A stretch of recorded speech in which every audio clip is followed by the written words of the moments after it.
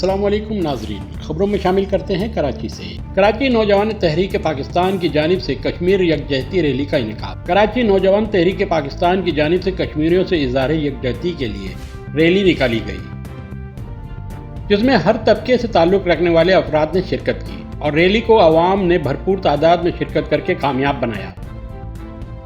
کراچی نوجوان تحریک پاکستان کے چیئرمین فیضان حسین کے ہمراہ ذمہ داران و کارکنان اور خدا کی بستی کے مرکزی رہنما طالب، ریحان، محسن، قاسم اور عمران نے PS 116 خدا کی بستی کی طرف سے بھرپور شرکت کی۔ چیئرمین فیضان حسین نے کہا کہ کشمیر پاکستان کی شیر رگ ہے، ہم کشمیریوں کی آزادی تک اپنے کشمیری بھائیوں کے لیے ہر سطح پر حق خود ارادیت کے لیے آواز اٹھاتے رہیں گے۔